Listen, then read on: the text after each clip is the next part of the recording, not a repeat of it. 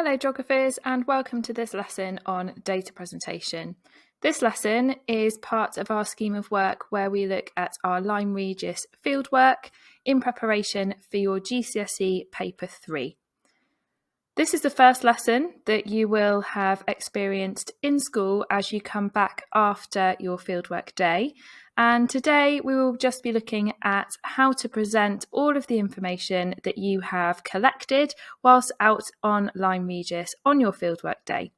So in this lesson, we do need to take a little bit of a step back and look at the different methods of presenting data. We're also going to be looking at some key skills. One of them that might be slightly less familiar to you is the skill of using GIS, so looking at creating maps on a computer that have your data upon them. We'll also be looking at something that is much more familiar, which is a bar chart, and comparing those two different ways of presenting the same data. Whilst we're doing that, we constantly need to be evaluative whilst we're presenting data, so thinking about the benefits and the disadvantages or limitations perhaps of certain presentation styles. So to begin with, I'd like you to have a little bit of a think about your fieldwork experience. So as you can see here, there are some activities or fieldwork data collection techniques that you will have done already. So we've got our beach profile and we've also got our environmental quality survey, which were the two main methods that you will have used on your Lyme Regis day. You may also be aware of other things such as questionnaires or completing a land use survey from other experience of fieldwork in geography or perhaps even in other subjects. What I would like you to do now is I'd like you to just pause this video for some thinking time and think about what you would do with all of this data when you get back from your fieldwork. How would you present it? Would you put it onto a graph? And if so, what type of graph do you think would be useful? It could also be that you're thinking about presenting it in a slightly more visual or cartographic way, so thinking about putting it on a map. So pause the video now, have a little bit of a think, focus first of all on environmental quality surveys and beach profiles, and then unpause the video so we can have a little bit of a think about some techniques. Okay, so hopefully you've had a little bit of thinking time there and you're now ready to learn the three main ways that we present our data as GCSE geographers. So the first way we can present data is visual. So anything that is pulling you into looking at something like a diagram, a sketch, or a photograph. So these are very subjective, aren't they? You're looking at lots of things that are not numerical, not quantitative, you're not looking at numbers, but they're very important parts of our presentation of fieldwork because not everything can be presented in a way that you can look at it numerically. We've then obviously got lots and lots of numbers often when we come back from fieldwork, and the go-to with that sort of data is graphical data presentation. So you can see here that there's a big range, and actually we've not really covered the whole spectrum. These are the ones that are perhaps the compulsory to understand for GCSE, but you can see here there's lots of different types of graphs, and it's really important as a geographer that you know which type of graph is the most suitable for your data, and your geography teachers have been going through that with you through examples in your theory lessons for your paper 1 and 2 topics, but we'll also talk about that a little bit today. Now the final thing that you can do, and this is particularly useful if you do have a location such as a fieldwork site, is that you can put your information on a map. So we've got cartographic ways of presenting data in this way. Now there are lots of different types of maps, and again you will have been exposed to lots of these in your geography lessons, and it's really important that you think about the benefits of putting data on a map, specifically which type of map to use, and also again the limitations. So we will talk about that a little bit later on in this video. It's probably worth noting at this point which of these two types of data presentation we will be using for your Lyme Regis data. So we are going to be looking at proportional symbols on a map, and we're going to be doing that on a computer. We're also going to be looking at creating a bar graph, but particularly a compound bar graph, which we will see on the screen as we move into the video. Before we move on to looking at your fieldwork data and the ways we're going to present it, let's just check we've got a good overview of the benefits and sometimes limitations of using these different types of data presentation. I'd like you to pause the video in a moment. If you are working as a Thomas Hardye School student, you have got a booklet where there's a table for you to be entering these statements into the right place. I suppose if you're looking at this from elsewhere, it might be worth just making a note of these under the titles graphical, visual and cartographic. Pause, work through that, and then unpause when you are ready to run through the answers with me. Okay, so let's have a little bit of a look at these pros and cons of using these types of data presentation. So if we're going to be using visual, so that's things like photographs and field sketches, there are lots of ways in which they are really important. One of the things is that you can choose what to include, particularly if you're doing a field sketch, but I suppose also in deciding the angle of your photograph or even the direction at which you are taking that photograph.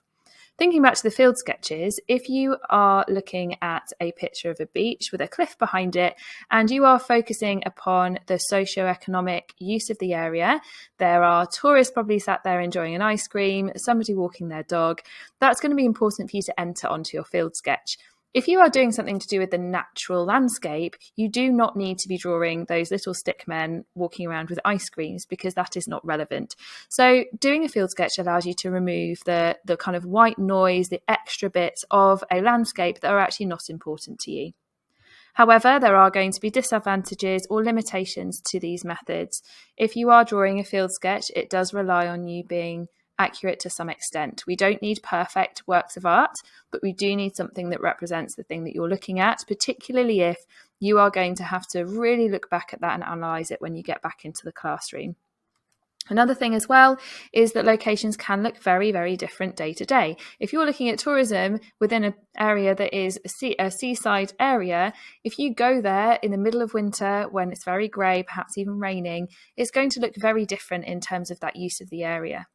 Another example was when we went to Lyme Regis, I did the fieldwork twice, and on one time when we were looking out at the East Cliffs, the wave cut platform was under the water. So the tidal times and the changes within the natural environment can really, really make a difference to how you judge that area. So choosing the right time is really important and sometimes not possible to have real control over that.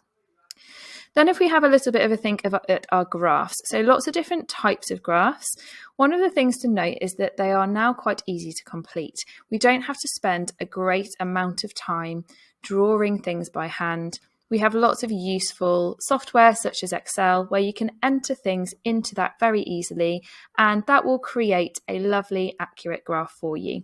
So lots and lots to be said for the ease and accuracy of using that sort of creation of graphs. Now, of course, we have to appreciate this is only useful if you have numerical quantitative data. So if you've done a questionnaire and the only thing you've got back from people is words, then this sort of thing is not going to be useful to you unless you look to kind of categorize your answers. So it sometimes takes a bit more work to get data ready for a graph. Another thing as well is we all know about those lines of best fit on a scatter graph, and we think that, generally they can be very, very useful, but they can also be quite misleading. If you've got really kind of sparse, dotted out data, and you're telling Excel, for example, to do a line of best fit, it's going to do exactly that. It's going to do its best, but it's not necessarily going to be what should be shown. So that can sometimes be a bit misleading. Finally, as geographers, we love putting data onto maps, so our cartographic styles of data presentation here. Now, in terms of this one, what's amazing about putting data onto a graph is that you can look at trends over space. So, for example, in Lyme Regis, which parts of that coastline are coming up as the most effective in terms of coastal management? It's much easier to see that if it's on a map than just looking at names of places, perhaps on the top of a graph on a bit of paper. So getting it onto a map can really, really help there.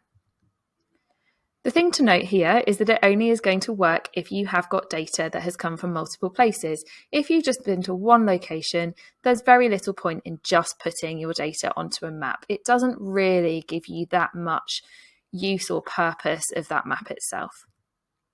Another thing as well is that, of course, students can sometimes misplace data on a map if they're not sure where that data was actually taken. So if you don't have a snazzy coordinates app on your phone or device, whatever it is that you're using, then you're not actually really going to be massively certain and confident of where that data was taken. So there can be some discrepancies there as well.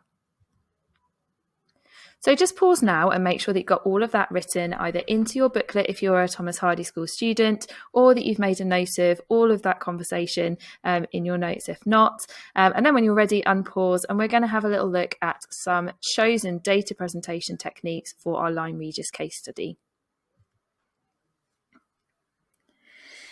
Okay, so what we're going to look at now is a type of cartographic data presentation. You can see already that, of course, this is cartographic. This is something on a map. Now, you'll have to excuse the quality of this because I have just taken a photograph of one of our students' maps from their booklet, but hopefully this is still providing a really good example of how we can put data onto a map.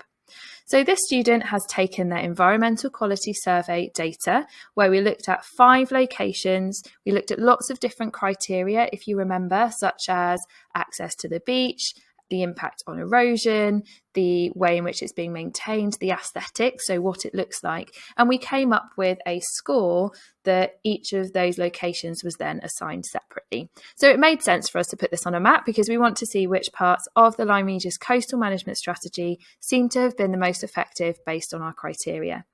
So as a general rule, with a proportional symbol map, the bigger the circle, the bigger the number.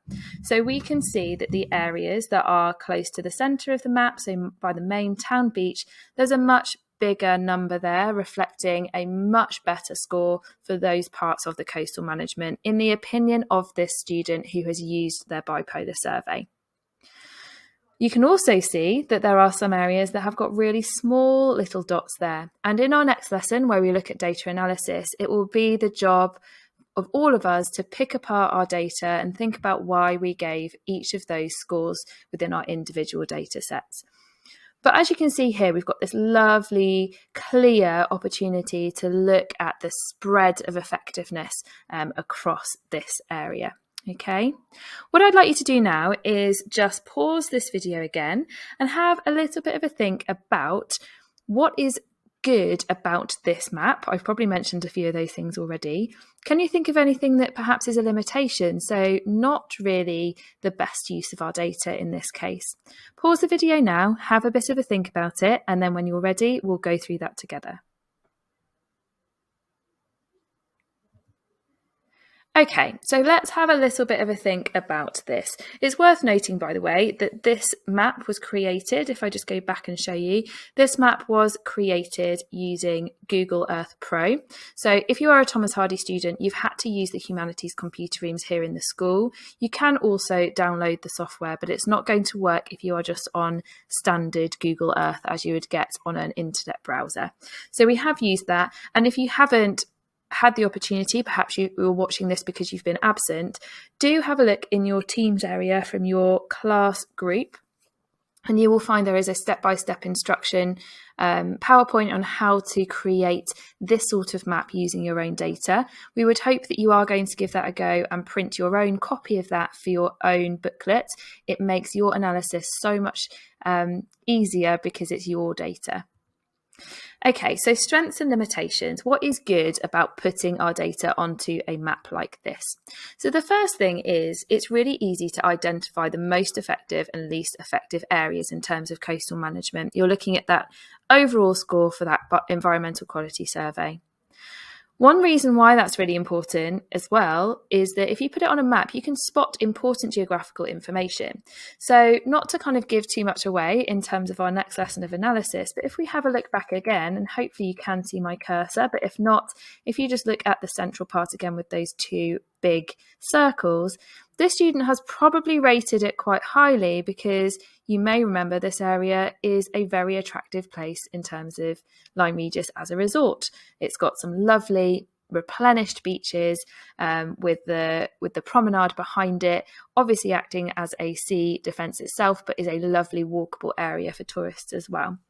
This person has perhaps thought this area to the east of it, looking at the museum section where we've advanced the line, perhaps wasn't that keen on that very concrete, harsh looking approach to coastal management. So if we didn't have that on a map and we just had the words museum and town beach, we wouldn't necessarily know exactly, why those scores were given in those locations. So knowing exactly where that was will help us start to analyse our data really well. If we think about limitations, scale is really difficult to read. If you hadn't spotted it, that scale on the left-hand side is all you've got to try and identify what the overall score was for that data set. And that can be quite difficult because unless you've got a ruler to hand on your computer screen, it's quite hard to work out, go back to that raw data and work out what that total number was. What we also miss as well is those individual criteria for each location. We had 8 different things that we worked on and discussed as we were thinking about effectiveness, but all you're getting here is the total number. So it doesn't tell you why something has scored highly. Is it the attractiveness to tourists? You're not going to know that because you can't see that individual data anymore. What is actually better that we haven't done at GCSE level is to actually create a pie chart within that circle to show that. But for the purpose of actually having that limitation to have a conversation about, we've chosen not to do that this time. Another thing to note as well, which could happen if you do it in a much smaller fieldwork site, is that all of your circles might start to overlap, which makes it impossible to work out what goes where and read that data. So that overlapping of circles we've had in lots of other previous fieldwork before, such as looking along a river's channel.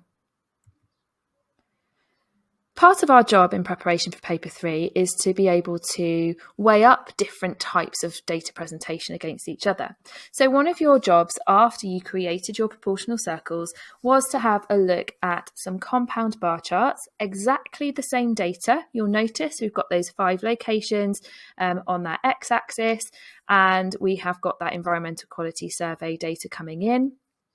So this is a very different way to present exactly the same thing. Bearing in mind those strengths and limitations that we've just spoken about for the proportional circles on a map, I'd now like you to pause this video and have a little bit of a think about why this way of presenting data is better and why actually you might prefer the circles, the proportional circles on a map again. So weighing up the two, pause, have a think, and when you're ready, come back to the video and we'll go through it together. Okay, so hopefully we've had a little bit of thinking time now to weigh up these 2 different types of data presentation.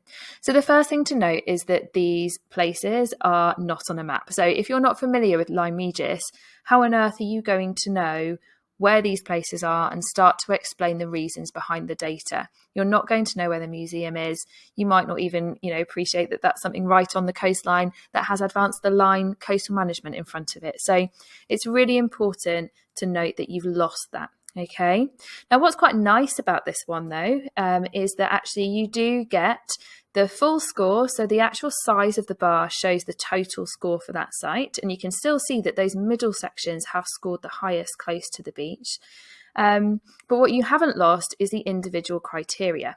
So you can then kind of start to explain exactly why, for example, the town beach scored really highly. So you can see there that access to the beach is really high. That's the yellow for the town beach, as is effective against overtopping. And just general kind of high scores for anything that is to do with aesthetics and how it looks. So that gives you more of a kind of insight as to why that data has been coming out as your kind of top scoring site. So lots of things to take from that. Benefits and limitations of both of those different types of presentation is really important for you to understand. So we'll finish the video now, but of course, paper 3 is perhaps still quite unfamiliar to you as we begin this process of preparing for it, and you're not really sure perhaps how this is going to be something you're examined on. What is that going to look like? You're not creating coursework or handing in your fieldwork booklets. So what does this mean in terms of your exam? So one thing to note is that you will not be asked to explain your own presentation methods. However, you need to be thinking about the following. You need to be able to describe a presentation method provided in the exam paper. So that's why we need to expose you to lots of different ways of presenting data, and that's why the first part of this lesson was important. You also need to perhaps complete a presentation method provided in the exam paper. So they won't make you do a whole compound bar chart, but they might ask you to put the last little block onto one of those bars. So being conscious of how to do that through practice. And as a final note, what we've just done is we've spoken about the appropriateness of different types of data presentation. What's good about this type of data presentation? What's not that great about it? What would perhaps be more appropriate? So it's really important that you remain reflective through the completion of these lessons, because you need to be focusing on that appropriateness. What is best? What is the evaluative kind of commentary around that thing? Okay, so we'll stop there. I hope that was helpful, either as revision, perhaps you are joining us in this video because you were absent in that lesson. If you do have any questions, do pop them in the comment box below, or do go and see your teacher if you are a Thomas Hardye School student, and we'll be more than happy to help you. Thanks very much for watching through this video with us. Have a lovely day, geographers, and I will see you perhaps for the next one.